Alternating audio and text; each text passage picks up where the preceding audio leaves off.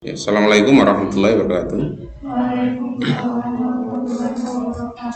Ya, Alhamdulillah Alamin. Puji syukur kita panjatkan kehadirat Allah Subhanahu Wa Taala dalam memberikan kita segala rahmat serta karunia-Nya sehingga pada hari ini kita bisa bertemu dalam menindaklanjuti materi tentang ideologi. Insyaallah dalam waktu kurang lebih setengah jam, ya 30 menit bisa saya luangkan waktu untuk saya berikan materi, dan kalaupun ada yang bertanya nanti saya akan persilakan. Ya, pada minggu yang lalu saya sudah menerangkan mengenai dasar-dasar ideologi atau konsep ideologi, meskipun itu belum tuntas ya.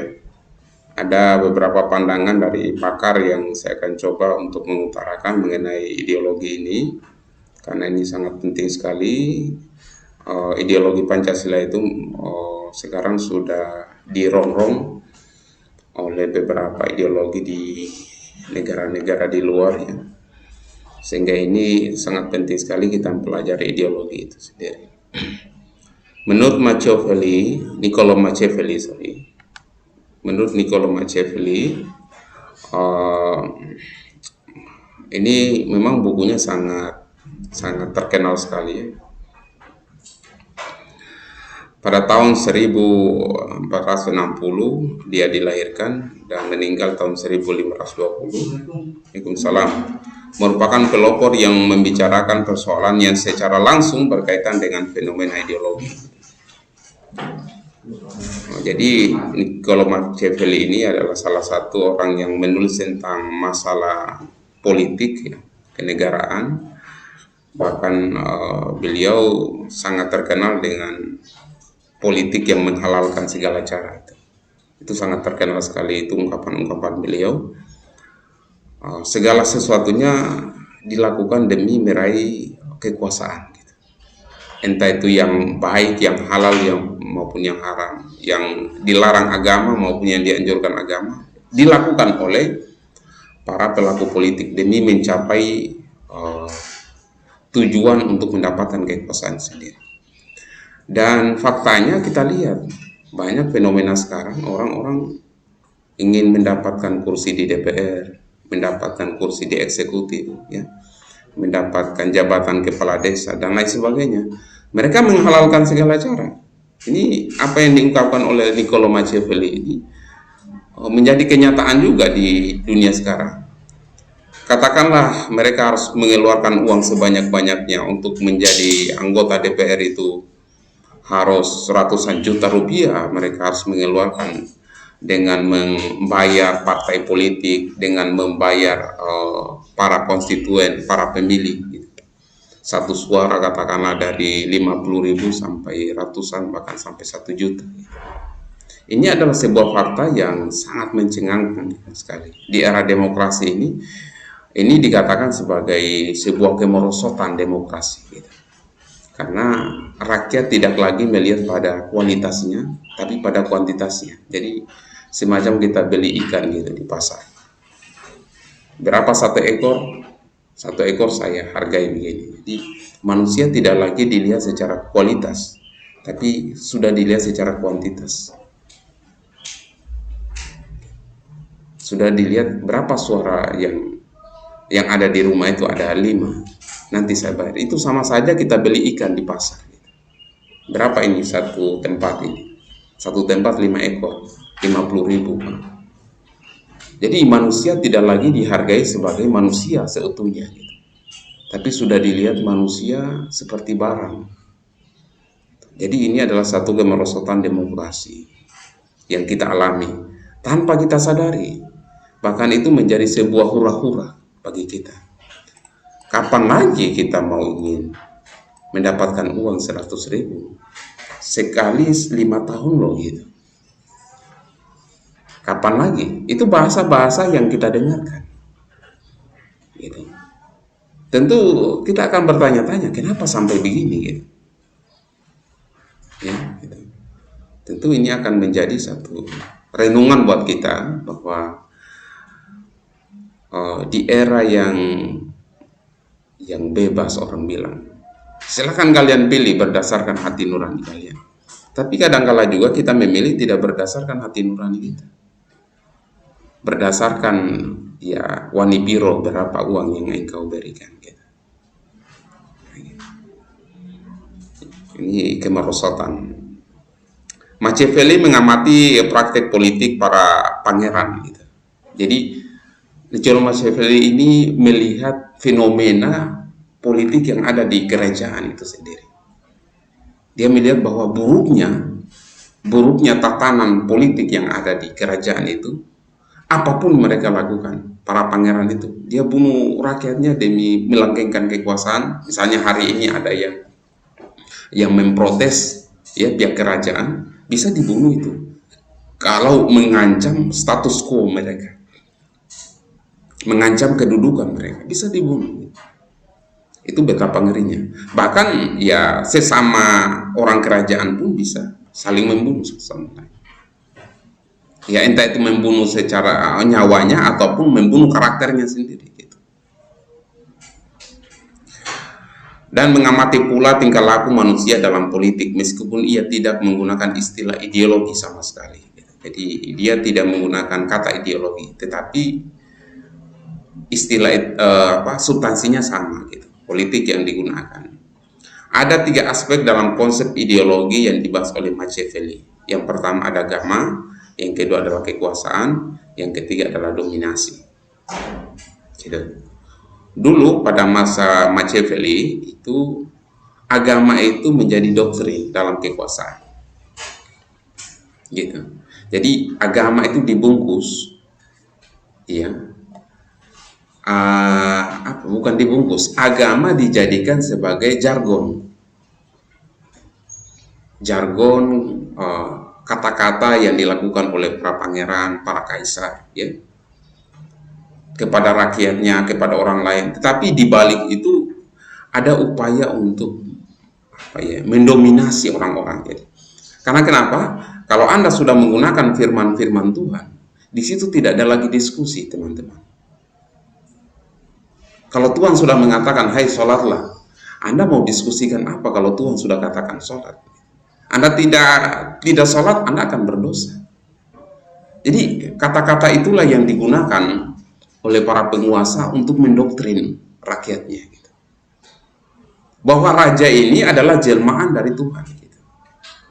Siapa yang mau ingin menjatuhkan raja, dia sedang melawan Tuhan, perintah Tuhan itu sendiri. Jadi dia menggunakan dalam doktrin, dia menggunakan kata agama itu untuk mendominasi orang-orang itu. Cara mendominasinya adalah merebut kekuasaan. Jadi antara agama, kekuasaan dan dominasi itu saling keterkaitan pada masanya. Gitu. Sehingga sekarang kalau Anda melihat fenomena zaman-zaman sekarang, itu ada yang menggunakan bahasa jangan bawa-bawa agama lah dalam politik gitu. Ya, itu sebenarnya begini, ada 2 konsep yang saya pahami gitu. Pertama, masyarakat trauma dengan orang-orang yang berjubah agama tetapi nafsu setan. Paham ya? Orang yang menggunakan dalil-dalil agama tetapi dia punya niat yang sangat buruk gitu. Pada saat dia menggunakan dalil, misalnya kampanye itu menggunakan dalil-dalil agama. Kemudian pada saat dia duduk di kursi di DPR atau di eksekutif, dia ternyata korupsi gitu. Ini yang membuat masyarakat jadi trauma gitu. Nggak usah lah engkau bawa-bawa agama gitu. Kalau mau ini ya buat apa prestasimu sih sebenarnya, sehingga mau calon gubernur, sehingga mau calon bupati, wali kota misalnya. Apa sih prestasimu? Mau memimpin rakyat yang jutaan orang ini, kemudian tidak ada prestasimu? Apa nih? Pimpin saja perusahaan kecil saja tidak ada prestasi, apalagi kau pimpin rakyat yang jutaan orang ini. Sehingga keluar bahasa-bahasa itu gitu. Itu yang pertama. Konsep yang kedua, dugaan yang kedua itu adalah ada orang yang tidak paham tentang agama, kemudian mereka sangat tidak nyaman ketika ada orang yang mengeluarkan dalil agama. Dia tidak paham memang. Kemudian pada saat orang mengeluarkan ayat-ayat tentang agama, dia sangat tidak nyaman gitu. Karena memang dia orang tidak taat memang. Tidak taat dalam beragama gitu. Jadi sangat tidak nyaman pada saat dia. Misalnya saya ambil contoh ya, saya katakan ada perempuan yang tidak pakai jilbab, pakainya seksi, kemudian duduk di samping ulama misalnya. Dia nyaman tidak pada saat ulama mengeluarkan dalil-dalil, wahai perempuan pakailah jilbab gitu. Nyaman tidak? Tidak nyaman gitu. Karena itu memang betul, itu dalil itu dari Tuhan memang, yang diucapkan melalui mulut dari ulama sendiri. Karena si perempuan ini tidak taat beragama, akhirnya dia tidak nyaman dengan kata-kata itu. Jadi ada dua dugaan yang saya asumsikan, bahwa orang yang mengatakan jangan bawa-bawa nama agama gitu dalam politik, ada dua. Yang pertama, dia trauma dengan hal itu. Ada seorang tokoh yang memang ya berjubah agama tetapi ada niatan buruk. Yang kedua adalah dia memang tidak paham agama atau tidak taat dalam beragama, kemudian mendengarkan dalil-dalil agama, dia merasa tidak nyaman dengan hal itu. Kalau saya sebenarnya nyaman-nyaman saja. Misalnya diri pribadi saya, kalau misalnya ada yang menggunakan dalil agama, silakan kalian gunakan dalil. Tetapi saya menilai Anda secara objektif. Anda ini manusia loh gitu. Yang Anda ucapkan itu kalam Allah, kalam Tuhan. Tetapi Anda punya dosa. Kan gitu. Yang saya lihat itu bukan kalam Tuhannya. Yang saya lihat itu Anda sendiri. Kalau dalam perspektif saya gitu. Anda gunakan, misalnya Anda kampanye misalnya di depan saya. Berapapun ayat yang Anda kutip untuk mengajak kami ya, supaya kami pilih Anda misalnya, saya juga menilai Anda secara objektif. Anda ini prestasinya apa gitu.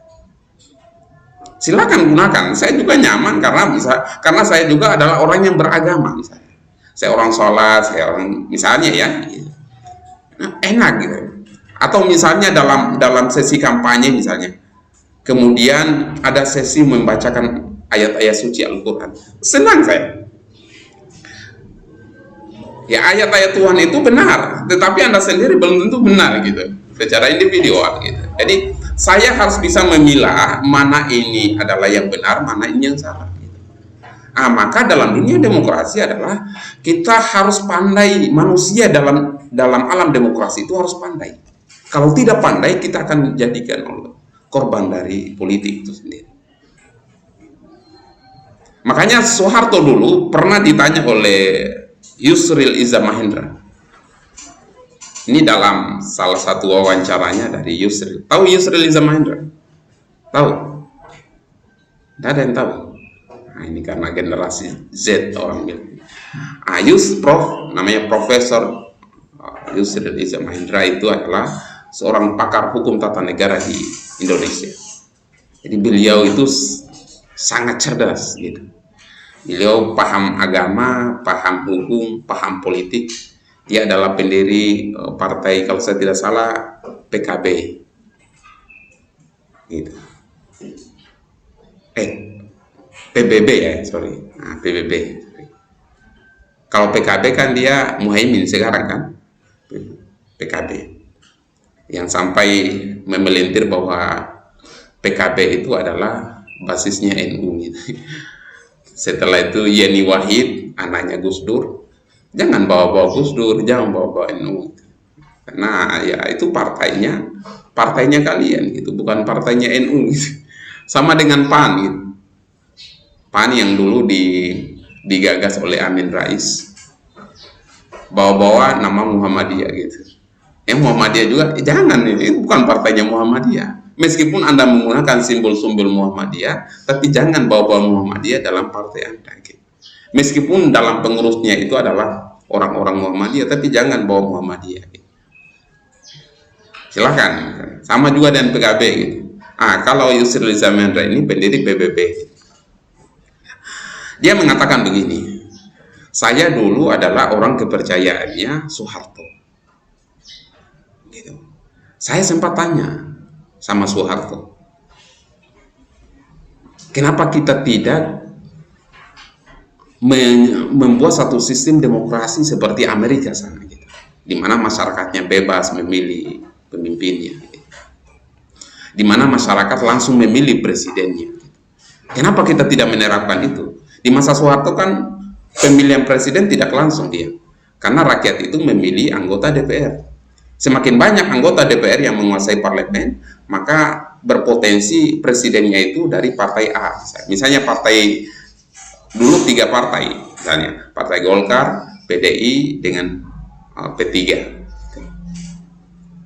Karena kurang lebih sekitar 35 tahun Golkar menguasai parlemen, sehingga orang-orang Golkar lah yang menduduki eksekutif dari presiden sampai kepala daerah. Gitu.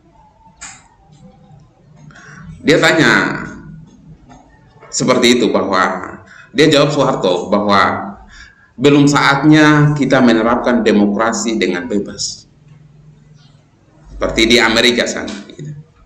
Belum saatnya, karena rakyatnya ini, rakyat kita di Indonesia ini masih banyak yang belum mengenyam pendidikan, masih banyak yang lapar.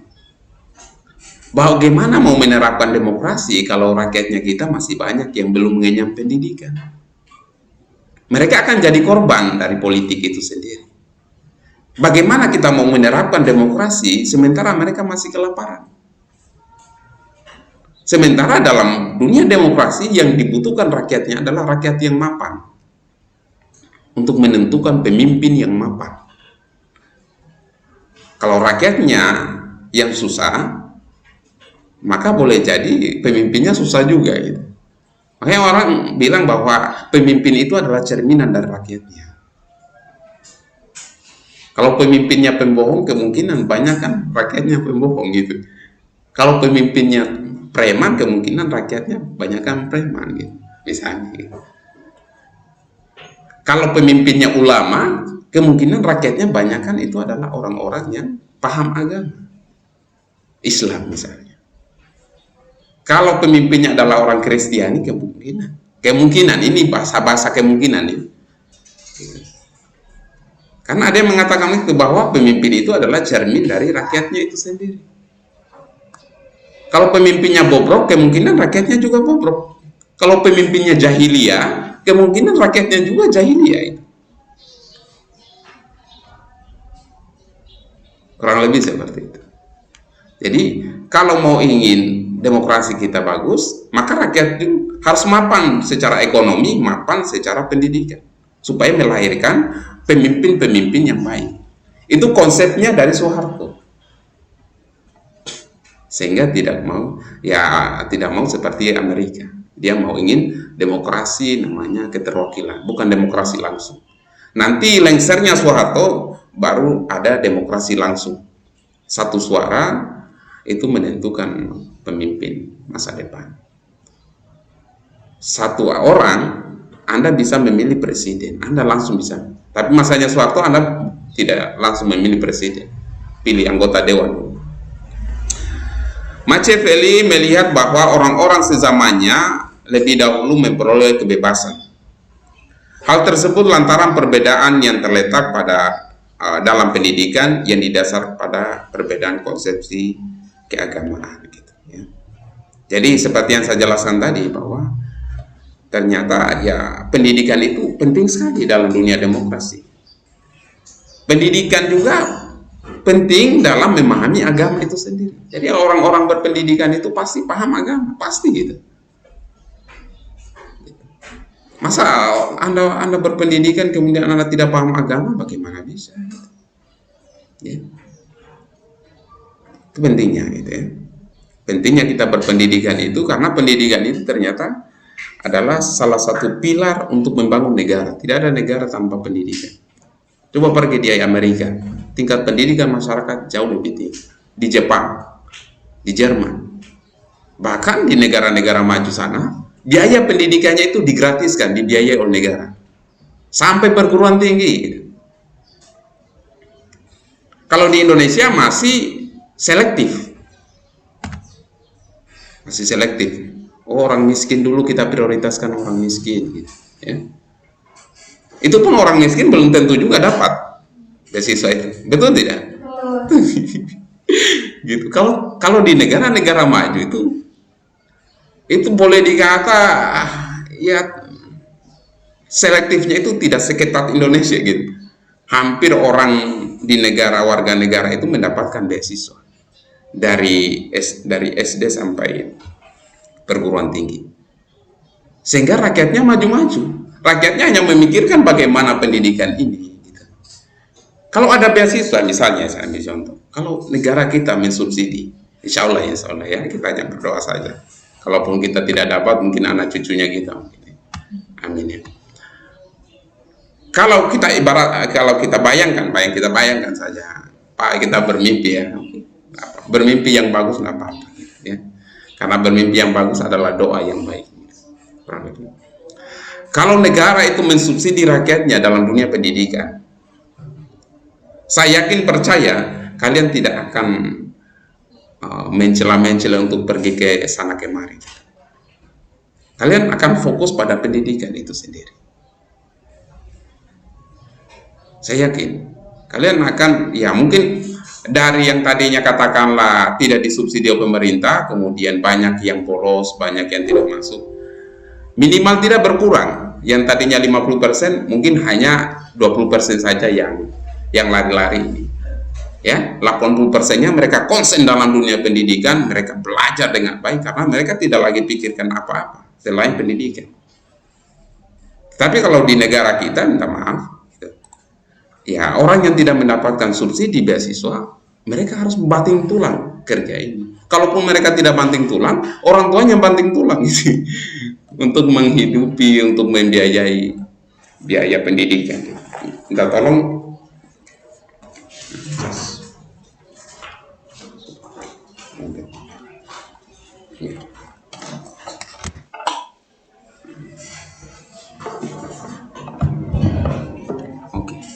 Sehingga wajar di negara-negara maju sana rakyatnya cerdas-cerdas, wajar gitu.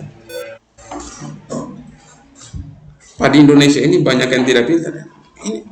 Ya banyak faktor sehingga kita tidak pintar. Pertama karena dirinya kita sendiri, kita tidak mau belajar. Yang kedua karena faktor ekonomi, bagaimana mau belajar, Pak? Saya harus kerja di bengkel, harus kerja di toko gitu. Sehingga saya datang di kampus, ya alhamdulillah kalaupun saya bisa kerja, tetapi kalau padat pekerjaan, ya apa boleh buat gitu. Ya. Dan lain sebagainya gitu. Jadi hal yang seperti itu harus menjadi tugas dari pemerintah untuk melihat bahwa pendidikan itu adalah jalan untuk menuju negara maju. Itu tanpa pendidikan kita tidak akan menjadi negara maju. Jadi ya kunci pokoknya adalah pendidikan.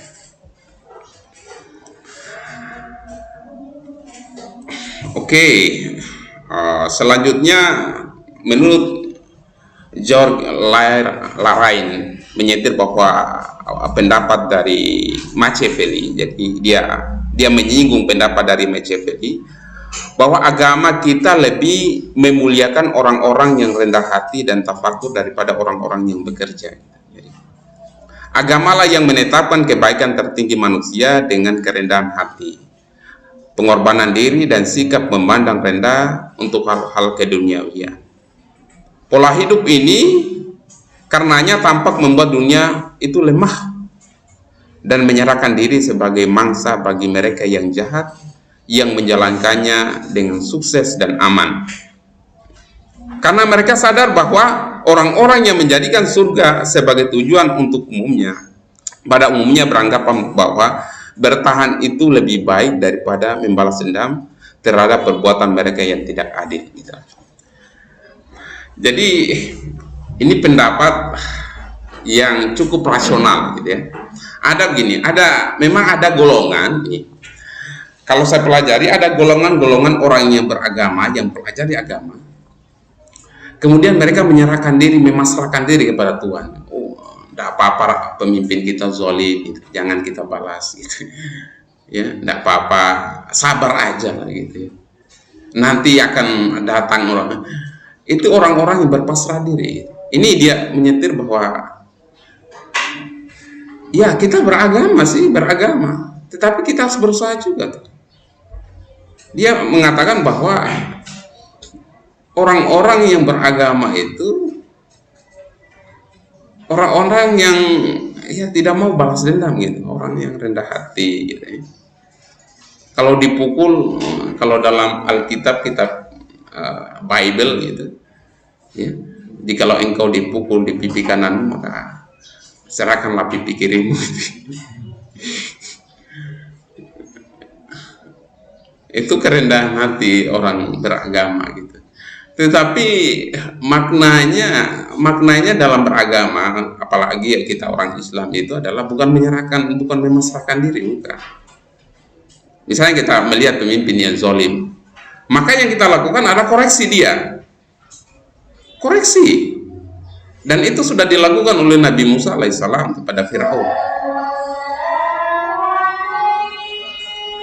Nabi Musa mengkoreksi Firaun, mengingatkan, mengkoreksi itu adalah mengingatkan, wahai Firaun, apa yang engkau kerjakan itu tidak benar. Engkau mengaku Tuhan, sebenarnya engkau bukan Tuhan. Tuhan itu lebih besar daripada apa yang engkau pikirkan. Tuhan saja dengan Tuhan kamu. Tetapi tugas kita sebagai warga negara adalah mengingatkan para penguasa agar berada di jalan yang benar.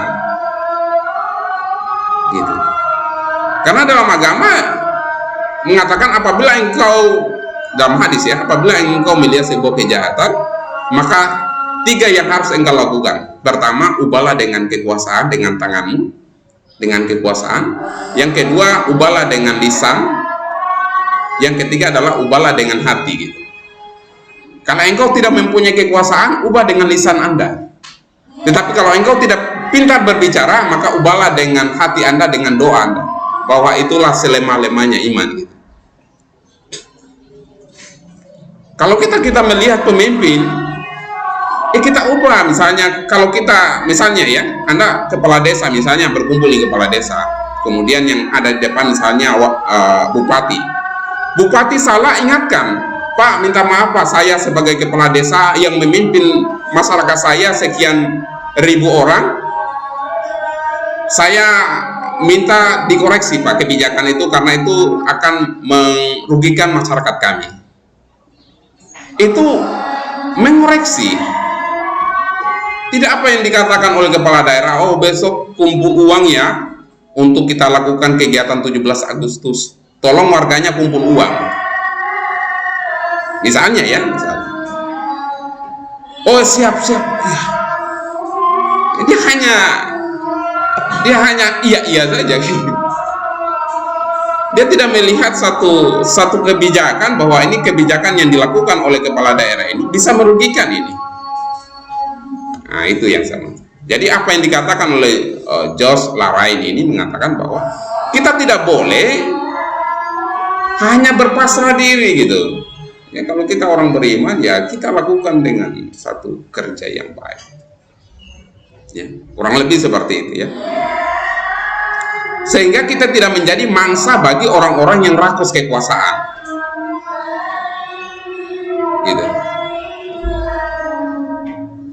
Ada mengatakan begini, apabila orang-orang baik diam dalam politik, maka yang menguasai kekuasaan adalah orang-orang jahat.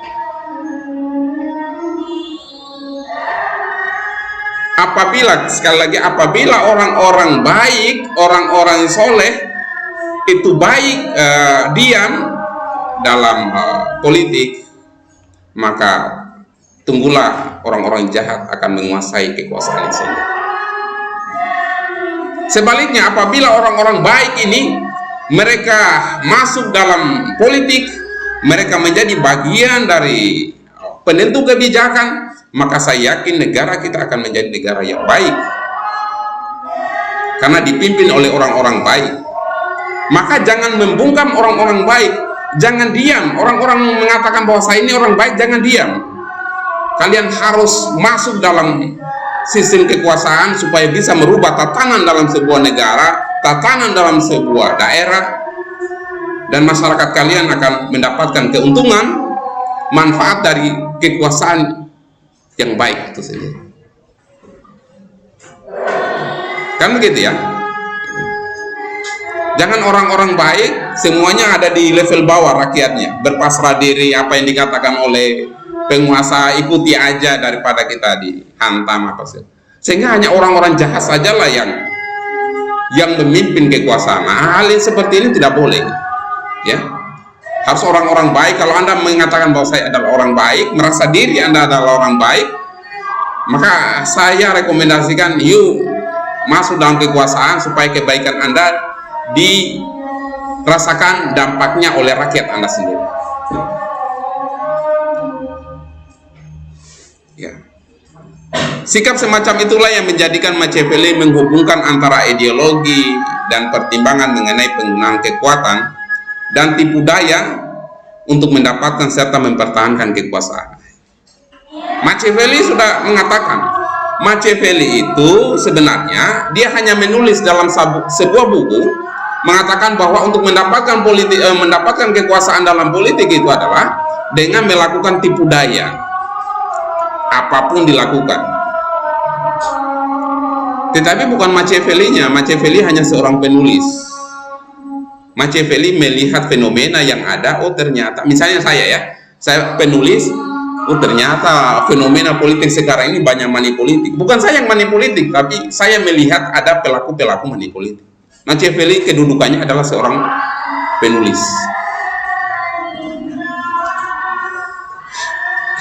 Para penguasa pangeran harus belajar mempraktekkan tipuan, karena kekuatan fisik saja tidak pernah mencukupi. Harus kekuatan banyak bohongnya. Makanya orang bilang jangan masuk di politik, politik itu banyak bohongnya. Itu ya, banyak bilang ya.